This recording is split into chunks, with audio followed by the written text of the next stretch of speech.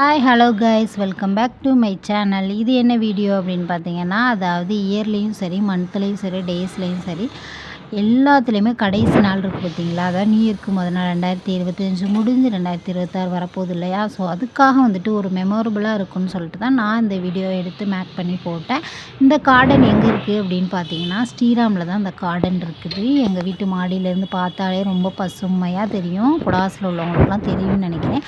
அந்த கொடி மாதிரி போயிருக்கு பார்த்தீங்களா, அதுதாங்க வெத்தலை செடி. கும்பகோணம்னு எடுத்துக்கிட்டாலே வந்துட்டு வெத்தலை தான் ஃபேமஸ்ஸு. இப்போ வாங்க நம்ம அன்னைக்கு டேஸில் வந்துட்டு என்னென்னலாம் பண்ணேன்னு சொல்லிட்டு இந்த வீடியோவில் ஃபுல்லாக இருக்கும். அது மட்டும் இல்லை வந்துட்டு இது என்ன எப்போவும் போடுற வீடியோ தானே போட்டுட்ருக்காங்கன்னு சொல்லிட்டு ஸ்கிப் பண்ணிடாதீங்க. வீடியோ ஃபுல்லாக பாருங்கள். இதில் ஒரு முக்கியமான விஷயமே சொல்லியிருக்கேன்.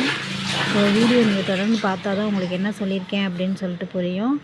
நம்ம வீடியோவுக்கு முதல்ல பார்க்குறீங்க அப்படின்னா அவங்களும் வந்து மறக்காமல் சப்ஸ்கிரைப் பண்ணிடுங்க.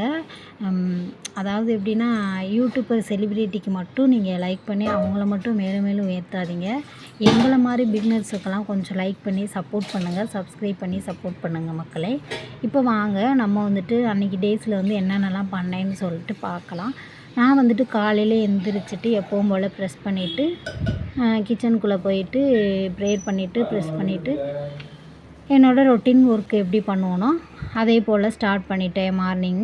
இப்போ மார்னிங் எந்திரிச்சோடனே வந்துட்டு முதல்ல நம்ம டீ தான் விரும்பி குடிப்போம் இல்லையா? ஸோ அதுக்காக வந்துட்டு டீ போட்டாச்சு. டீ போட்டும் அதையும் வந்துட்டு ஸ்நாக்ஸ் எடுத்து டீயில் போட்டு குடித்தா தான் கொஞ்சம் நல்லா திருப்தியாக இருக்கும். டீ போட்டு குடிச்சிட்டு தனி மிளகாத்தூள் இல்லை, கொஞ்சம் தான் இருந்துச்சு. சரி மிளகா வாங்கிட்டு வந்துட்டாங்க மகனாலே, சரி அதையும் நம்ம லைட்டாக வெயில் போடுறதோட போய் காய வச்சுருவோம்னு சொல்லிட்டு டீ குடிச்சிட்டு தனி மிளகாத்தூள் அரைக்கிறதுக்காக நான் மிளகாயை காய வைக்க மாடிக்கு போயிட்டேன். மாடிக்கு போயிட்டு பார்த்தா லைட்டாக தான் வெயில் இருந்துச்சு. மழை பெய்கிற மாதிரி தான் இருந்துச்சு. சரி நம்ம வந்துட்டு மிளகா இதிலே காய போட்டுருவோம், ஏன்னா வச்சுட்டே இருந்தால் டிலே ஆகிட்டே இருக்கும், அப்புறம் குழம்பு வைக்க முடியாது, குழம்புக்கு தேவைப்படுமேன்னு சொல்லிட்டு நான் பாப்பா தூங்குறதோட சவுண்டே இல்லாமல் எல்லா வேலையும் பார்த்துட்டு அவங்க தூங்குறதோட போயிட்டு மேலே போய் காய போட்டு வந்துடுவோம்னு சொல்லிட்டு மாடிக்கு போயிட்டேன். மாடிக்கு போயிட்டு பார்த்தீங்க அப்படின்னா வெயில் லைட்டாக இருந்துச்சு. அதோட மிளகாத்தூளையும் காய வச்சுட்டேன். மாடியில் உள்ள வியூ எப்படி இருக்குன்னு சொல்லிட்டு பாருங்கள். நல்லாயிருக்கும். எங்கள் மாடியில் உள்ள வியூ இப்படி தான் இருக்கும், பசுமையாக இருக்கும். அதோட நான் மிளகாயை நல்லா காய வச்சுட்டு அது நல்லா காயட்டும் அப்படின்னு சொல்லிட்டு நான் வந்துட்டேன். கீழே வந்துட்டு பாப்பா வந்து தூங்கிட்டு இருந்தாங்க. சரின்னு சொல்லிட்டு அவங்களுக்கு எந்திரிச்சோடனே வந்து பசிக்கும் இல்லையா? ஸோ அதுக்காக வந்துட்டு கேழ்வரகு தான் நான் காலையில் வந்து கொடுப்பேன். காலையில் இட்லி தோசை கொடுப்பேன், அப்படி இல்லைன்னா ஒரு நேரம் கேழ்வரகு கொடுப்பேன். ஸோ இன்றைக்கி வந்துட்டு கேழ்வரகு தான் நான் ஊற வச்சுருந்தேன். அவங்களுக்கு ஊற வச்சுட்டு கேழ்வரகை ஊற வச்சுட்டு அதுக்கப்புறம் பாத்திரம் விளக்கிட்டேன். பாத்திரம் விளக்க ஆரம்பிச்சிட்டேன். பாத்திரத்து எல்லாம் கொஞ்சம் தான் இருந்தது, அதோட அதையும் விளக்கி நல்லா கழுவி எடுத்து வச்சுட்டு அதுக்கப்புறம் பார்த்தீங்க அப்படின்னா எங்கள் வீட்டுக்காரங்களுக்கு மார்னிங் மாவு இல்லாதனால வந்துட்டு அவங்க வேலைக்கு போகிறதுக்கு சாப்பிட்டு போகணுமே டிஃபன் என்ன பண்ணுறதுன்னு சொல்லிட்டு அது ஒரே திங்கிங்கில் இருந்தேன். அப்புறம் தான் டக்குன்னு யோசித்தேன், சரி ரவை உப்புமா இருக்குது அது செஞ்சுருவோம் அப்படி சொல்லிட்டு ரவையே இருந்துச்சு, அதையும் போட்டு உப்புமா செஞ்சு அவங்களுக்கு கொடுத்து அனுப்பிச்சி விட்டுட்டு அதுக்குள்ளே பாப்பா எந்திரிச்சிட்டாங்க. அவங்களுக்கு ட்ரெஸ் சேஞ்ச் எல்லாம் பண்ணி விட்டுட்டு அவங்கள வச்சுக்கிட்டே வீடை கூட்டிட்டேன்.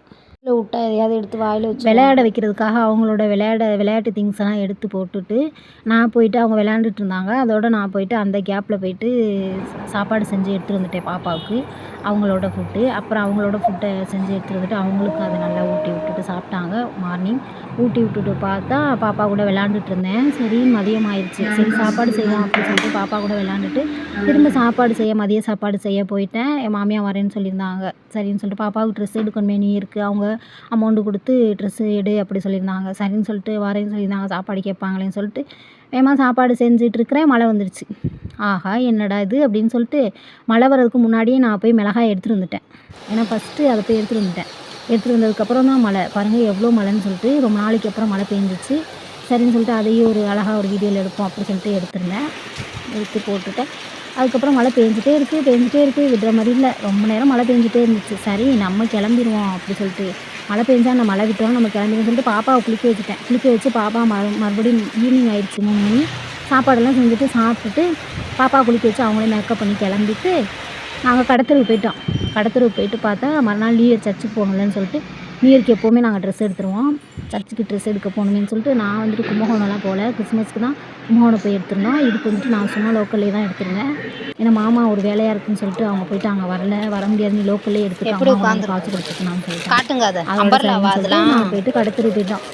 பாப்பா அங்கேயும் அதை பிடிச்சிருக்குது இதை பிடிச்சிருக்குது விளாண்டுட்டே இருந்தா. அதுக்கப்புறம் ஒரு வழியாக ஒரு ட்ரெஸ்ஸு சூஸ் பண்ணி எடுத்தாச்சு பாப்பாவுக்கு. நல்ல கெவுன் மாடலில் எடுத்துகிட்டு அதுக்கப்புறம் அவங்க அந்த ட்ரெஸ்ஸுக்கு மேட்சாக வளையல்லாம் எடுத்துகிட்டு அதுக்கப்புறம் வளையல் எடுத்துகிட்டு காஸ்டியூம்ஸ் எல்லாம் எடுத்துகிட்டு லைட்டாக நான் வேலை பார்த்த பேங்குக்கு போனோம். அங்கே போயிட்டு லைட்டாக பேங்கையும் பேங்கில் உள்ளவங்களையும் பார்த்துட்டு அங்கே ஒரு விசிட் பண்ணிவிட்டு அதுக்கப்புறம் வீட்டுக்கு வந்துட்டோம். இப்போ பாருங்கள் பாப்பாவுக்குள்ள ட்ரெஸ்ஸு நான் எனக்கு வாங்கியிருந்தேன் ஒரு டாப்பு.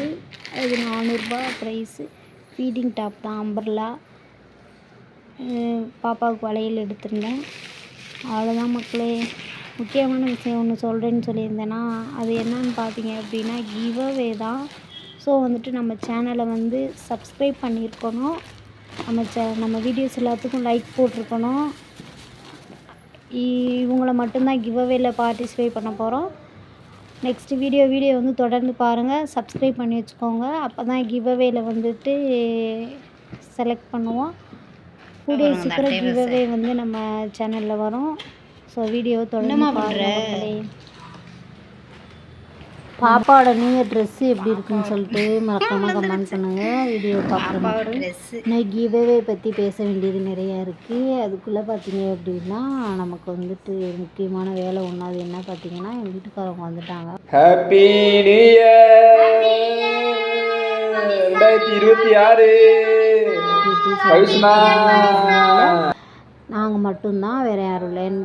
கேக் வெட்டி செலிப்ரேட் பண்ணிட்டோம்.